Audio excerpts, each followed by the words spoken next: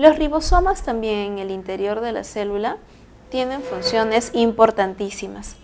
El ribosoma procariote y eucariote. En el ribosoma procariote, por ejemplo, tenemos aquí de una bacteria de E. coli, Escherichia coli o Escherichia coli, como quieran llamarla. Es la bacteria que tenemos a nivel del intestino que nos ayuda con la degradación y producción de vitaminas para nuestro sistema. Escherichia coli, bacteria que tiene ribosomas de tamaño 70S. ¿Qué significa 70S? Ese significa unidades de sedimentación.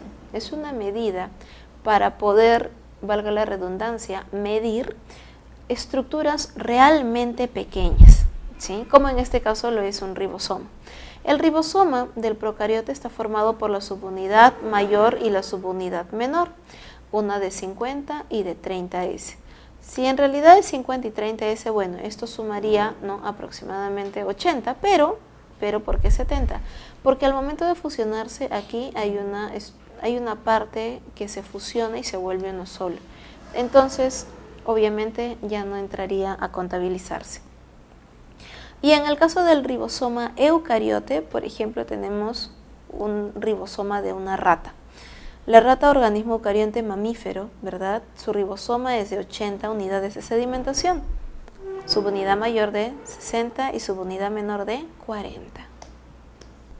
Entonces, ya hemos visto las partes generales de una célula. Tenemos la membrana, ¿verdad? Esta célula animal es muy particular porque se han dado cuenta que tiene una vacuola. Usualmente, ¿no?, las células animales no poseen vacuolas, pero en este caso es una vacuola de secreción.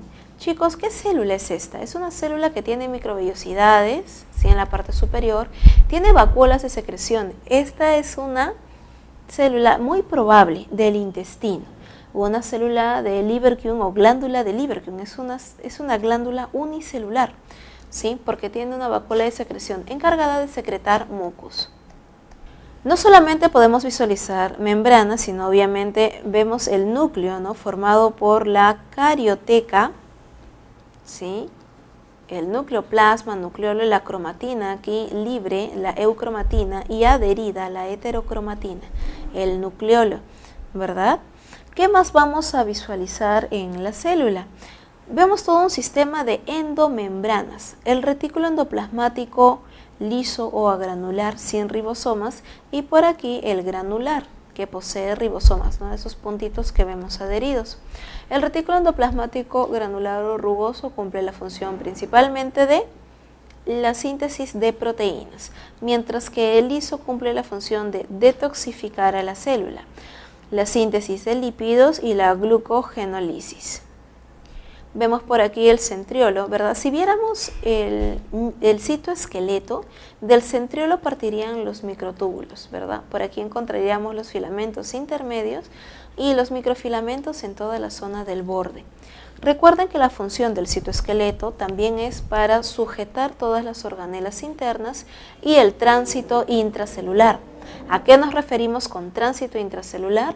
Que las organelas, como por ejemplo las vacuolas de secreción, tienen que trasladarse y estos siguen el camino del citoesqueleto. Eso es sumamente importante. En el caso de la célula vegetal, podemos visualizar, aparte de la membrana, ¿no?, aquí adherida en la parte interna, la membrana, la pared celular, que ya la hemos visto, ¿verdad?, ya la hemos analizado. Vemos mitocondrias que también se encontraban en la célula animal, el plasmodesmo, que es el paso, ¿no?, la comunicación, los cloroplastos, cuya función es la fotosíntesis. Recordemos que tanto mitocondrias como cloroplastos son organelas semiautónomas.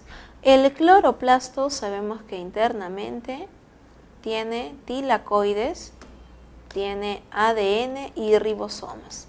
Organela semiautónoma porque tiene ADN y ribosomas y puede hacer mitosis junto con la célula, mientras que la mitocondria, ¿sí?, la mitocondria posee como si fueran muchos mesosomas, ¿no?, que se llaman crestas mitocondriales y le ayudan para la respiración.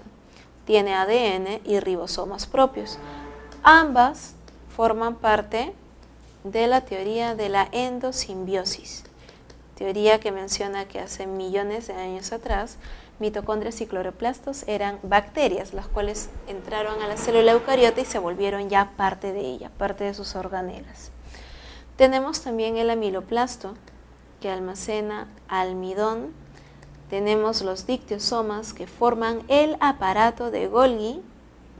Sí, el retículo endoplasmático liso, que ya lo vimos, el rugoso. Los cristales, sumamente importantes, chicos, porque los cristales se almacenan de esta manera en el interior de la célula, como si fuesen, también los llaman inclusiones. ¿Sí? Cristales o inclusiones. Aquí es donde, de esta manera es como se almacena el calcio, el hierro en el interior de las plantas, ¿no? Por eso es tan importante su consumo.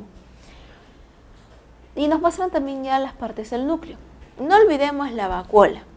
La vacuola en su interior tiene como especie de saquitos.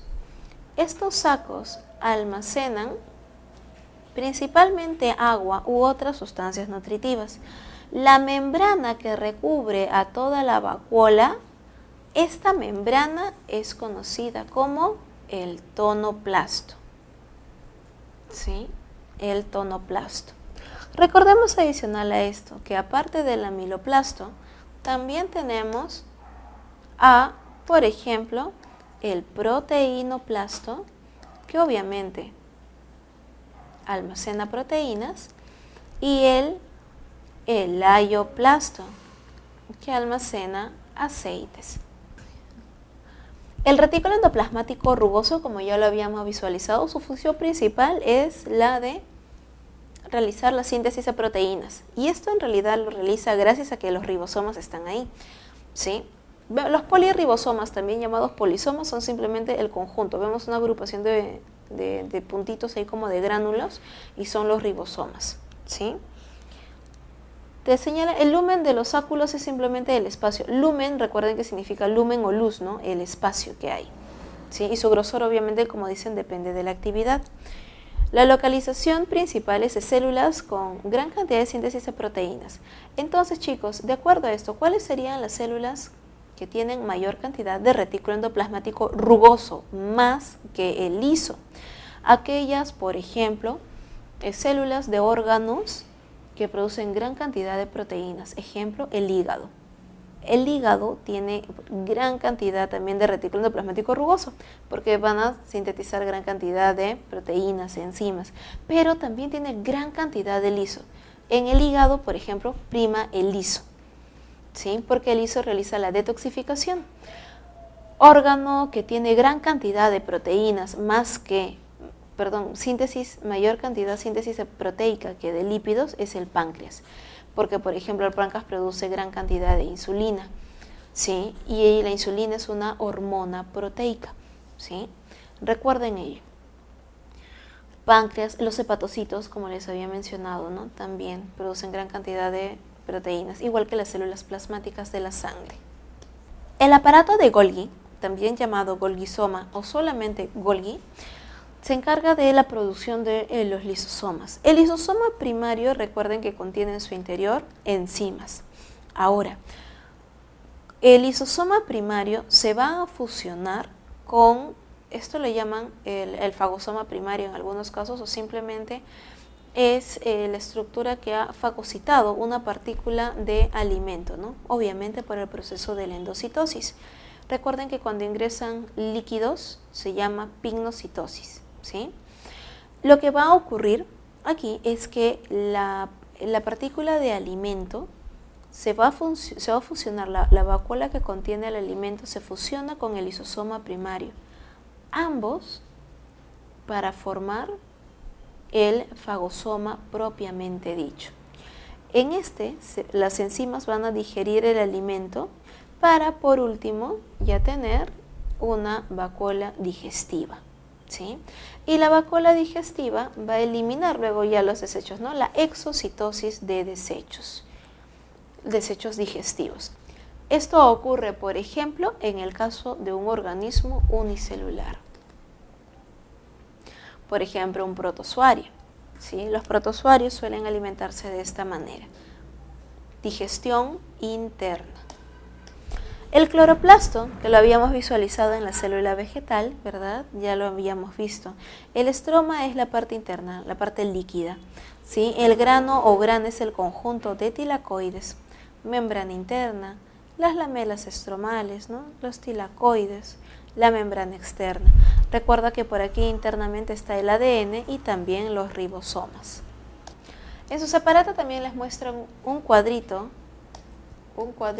de resumen, ¿sí? En donde pueden ver, ¿no? La membrana celular sabemos que está formado por fosfolípidos, proteínas integrales periféricas, cuya función es la permeabilidad celular.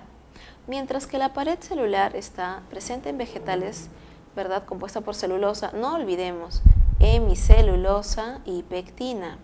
Y además no solamente lo tienen los vegetales, la célula vegetal, sino también la célula del hongo, ¿verdad? Y también las bacterias, pero hablando exclusivamente de célula eucariota, solo hongos y plantas. La función es el soporte celular, impide el paso de patógenos, brinda soporte, ¿sí? Es semipermeable, pero también recuerden que a través de los plasmodesmos permite la comunicación.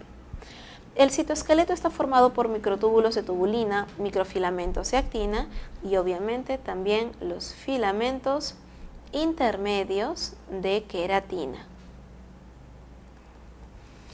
El citoesqueleto también va a formar parte de cilios, flagelos. ¿De qué manera? Recuerden que los flagelos, ¿no? Formado por flagelina, esta proteína, es principalmente para la locomoción, tiene una función locomotora. ¿Recuerdan ello? El movimiento que puede generar es también gracias a los bordes, ¿no? Actina, miosina, todos están inmersos en ello. El citoesqueleto también interviene con el centriolo gracias a los microtúbulos de tubulina al momento de la división de la célula.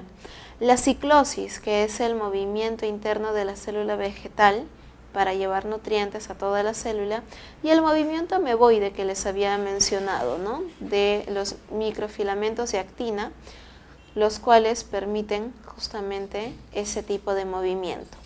Los ribosomas, por otro lado, formado por proteínas ARN, recuerden que tiene dos subunidades que pueden estar libres o unidas, cuya función es la síntesis proteica.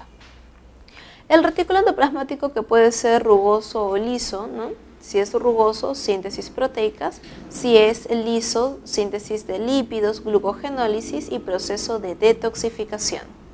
El complejo de Golgi o aparato de Golgi, formado por sacos membranosos llamados dictiosomas, que ya los vimos, ¿verdad? Y vesículas que forman los lisosomas, cuya función es la secreción celular.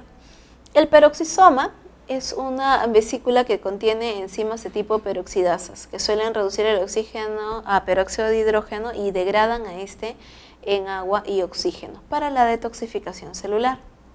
Los lisosomas contienen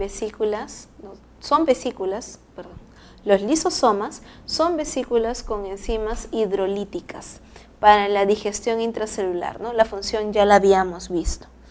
Las vacuolas sabemos que están presentes en su mayoría en vegetales. Las vacuolas muy grandes están en vegetales. Si es que ustedes ven vacuolas en la célula animal, las vacuolas suelen ser pequeñas.